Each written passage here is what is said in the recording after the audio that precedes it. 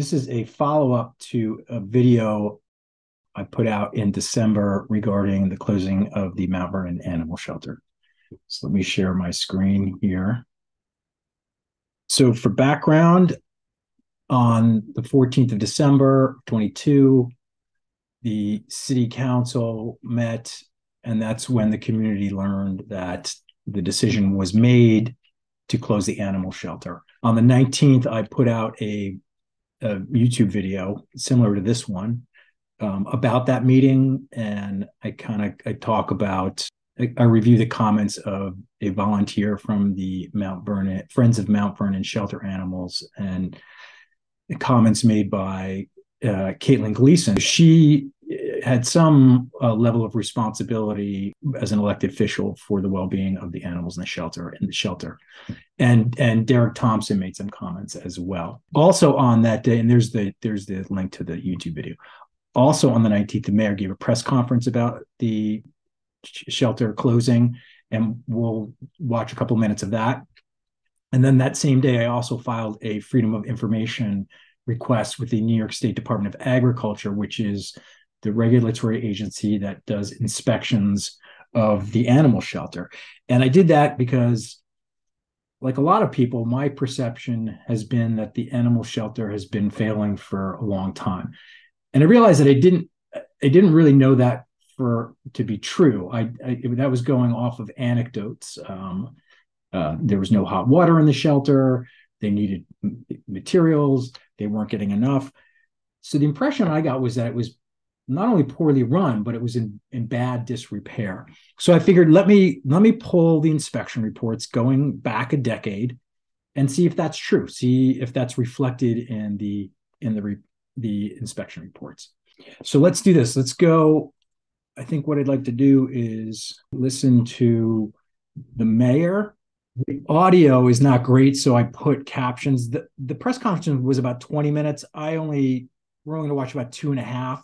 I'm not going to comment. We'll just listen and read the captions, and then I'll go through this point for point.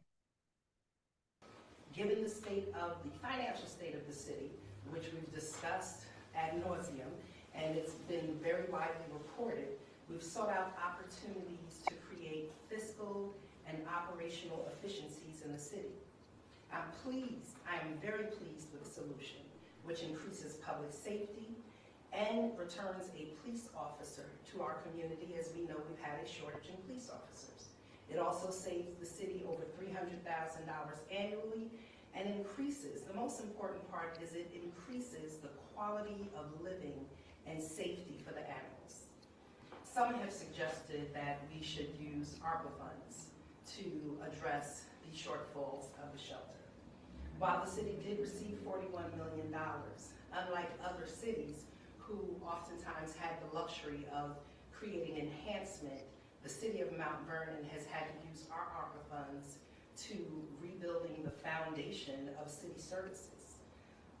These funds were used to address critical budget shortfalls, health and safety of our residents, financial stability of our families and households and businesses, as well as address critical infrastructure and equipment needs throughout the city.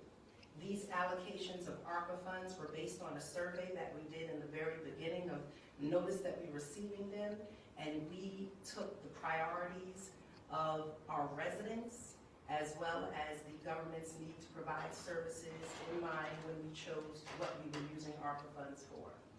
Can you talk about just more specifically the failures that were found by the Department of Agriculture? I don't have that letter on me, but it was reports and information and data. And like I said, we've had some staff who've been out, and I won't be able to speak specifically to staff that have been out.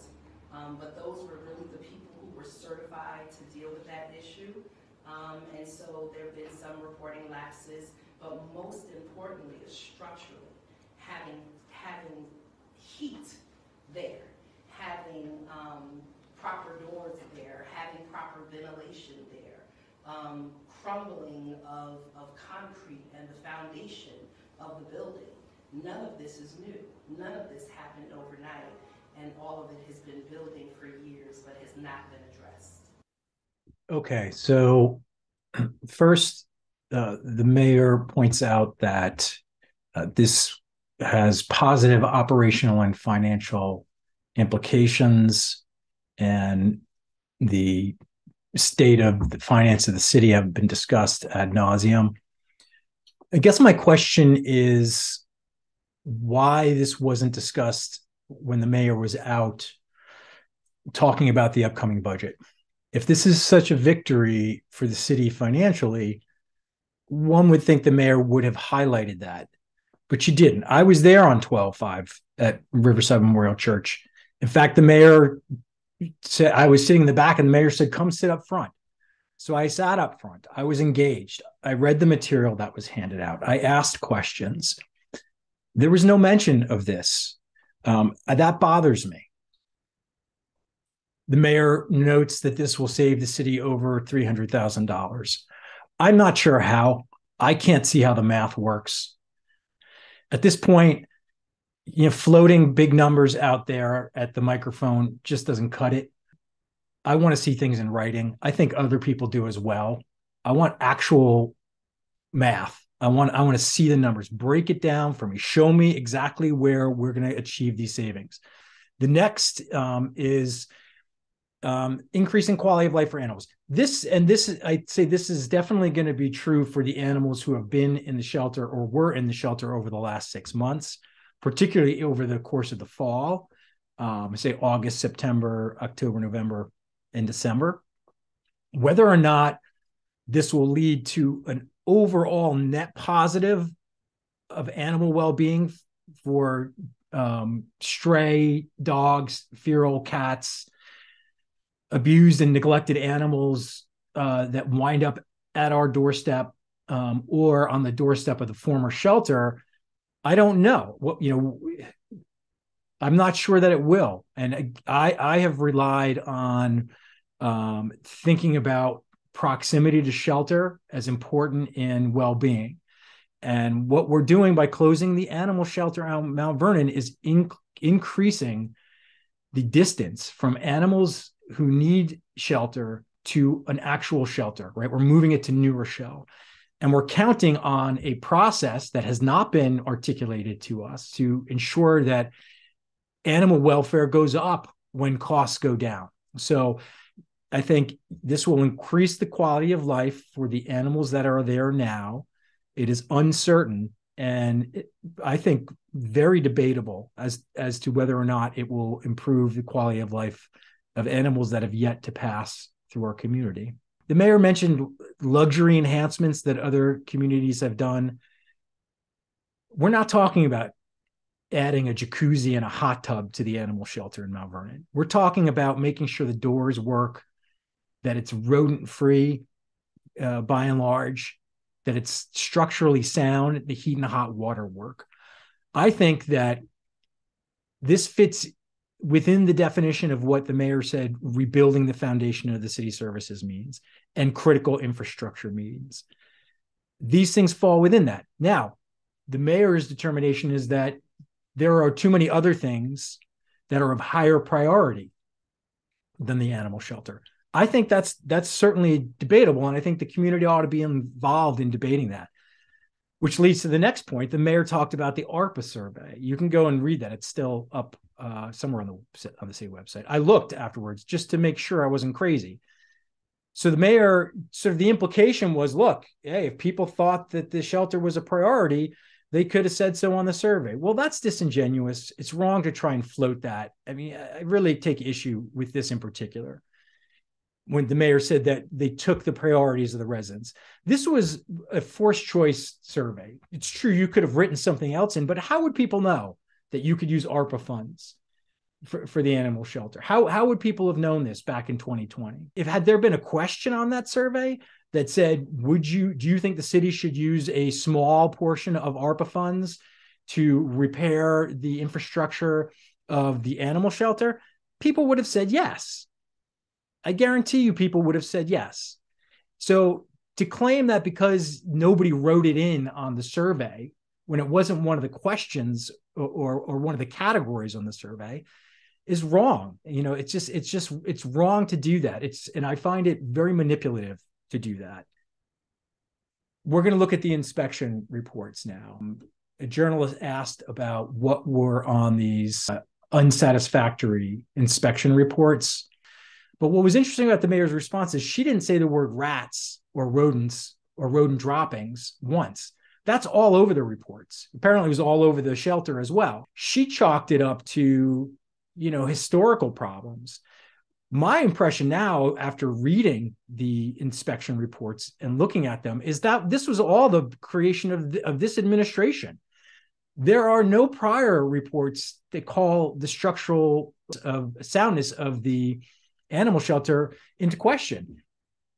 What this shows is your inspection reports. The first one I looked at was 1/28/2011, and the last one I looked at was 12/6/2022. The ones in red were reports that where the inspector found the conditions unsatisfactory. The ones in green were the ones where the shelter passed inspection. Okay.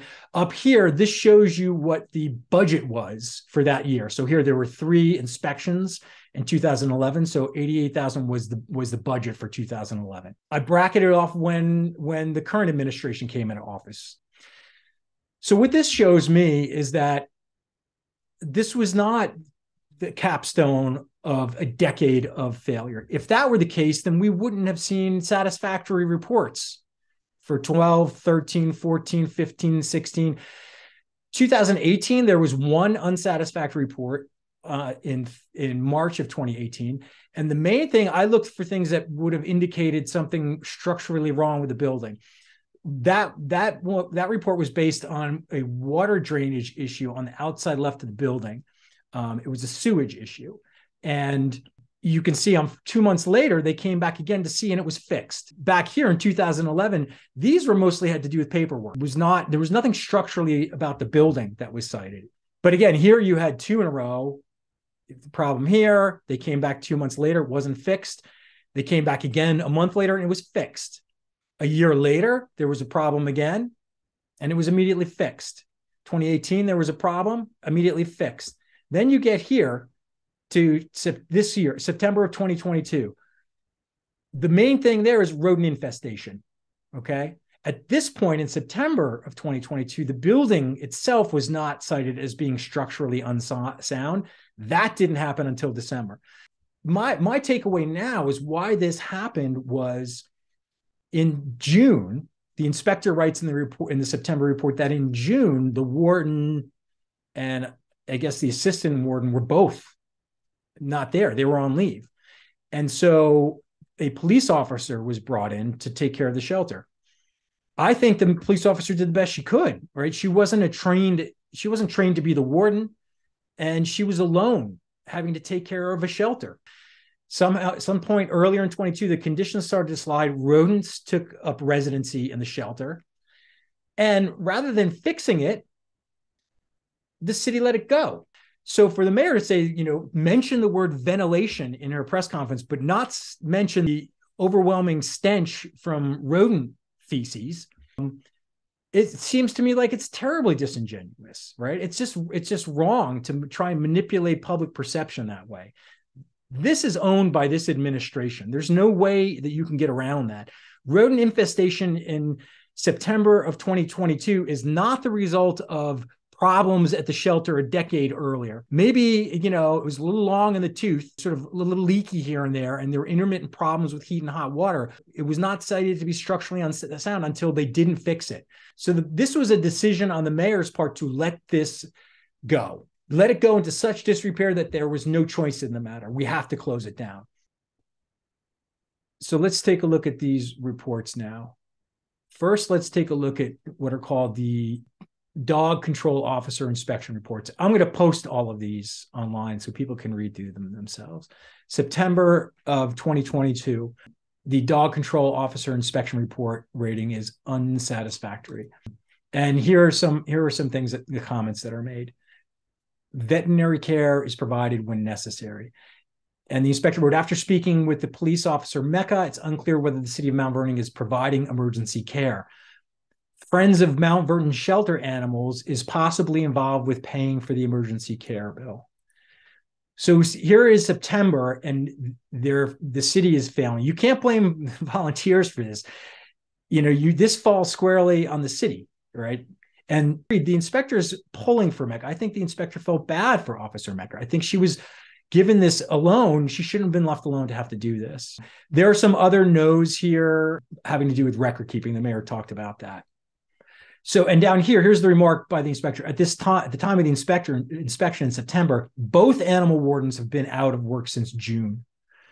And it's currently the shelter's currently run by police officer Mecca.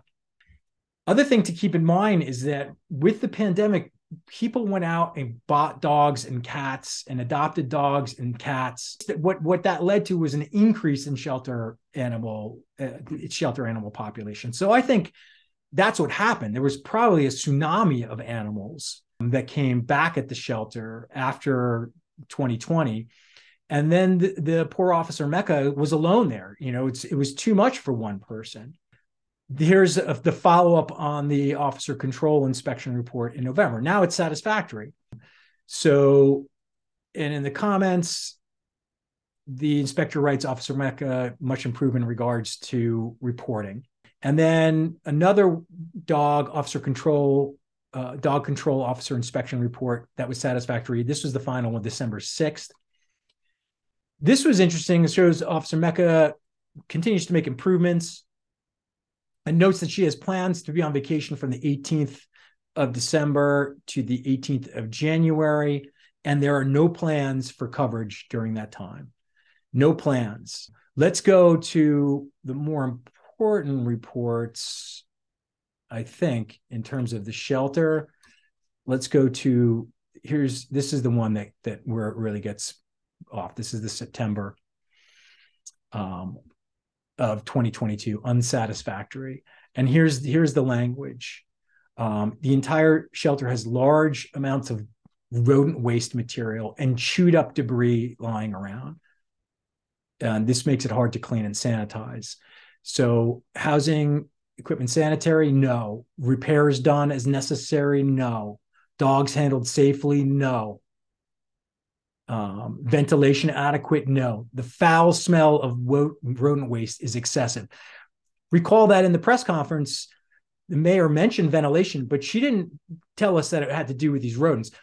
Gleason at the 12/14 meeting talked about rodents getting in and noting that it was not safe for the animals anymore. But you would think that this was due to a decade of building decay. It's not. I just showed you those reports, right? It was not. That's not the case at all. This was the result of neglect of that shelter carried out by the current administration. Next report for the shelter, again, unsatisfactory. Remember, it's September they do the report. It's unsatisfactory. They come back 2 months later, still unsatisfactory. Still, though, at this point, the inspector doesn't call the shelter structurally unsound, right? But just expands on the fact that they've done nothing to fix the rodent material. The rodents have been chewing up the facility and taking over. They've moved. There is a full-blown infestation. A lot of the same language is carried over here. And now here the remark: the entire shelter needs to be evaluated for pest extermination on a regular basis for these animals to be properly housed and to prevent disease transmission. Okay, so that wasn't done. Then the final report, unsatisfactory. Now, right, September, they noticed the rats there. Now by December, now the building is declared structurally unsound by the inspector. The shelter is not structurally sound due to massive rodent infestation living in walls and weakening the structure. So based on these reports, this problem falls squarely on the Patterson-Howard administration, not prior administrations. Thus far, no improvements have been made in the shelter condition. The animals should be removed to avoid these health hazards. So there it is. That was based on 12/6. This seems to me what they were looking for. This gave them, so it gave the administration the excuse to say, we got to close the shelter, right? So Gleason could get up there and say, it's not good for the animals. What's left out is that this was their own making. They did this. This was due to operational ineptitude from this administration, not prior administrations. So there you go. If somebody wants to show how this problem, this rat infestation, is the result of the Thomas administration or the Davis administration or the Clinton Young administration, please show me some evidence. My big concerns are keeping the public in the dark. And now the reason why I think we were kept in the dark, because they didn't want to own this, right? They want to somehow pass, the current administration wants to pass this off as not our fault, another administration's fault. Sorry, I'm not buying it. And no one else should buy this either. And regarding the savings, I don't believe a word that anybody says anymore. Show me in writing. So enjoy your day.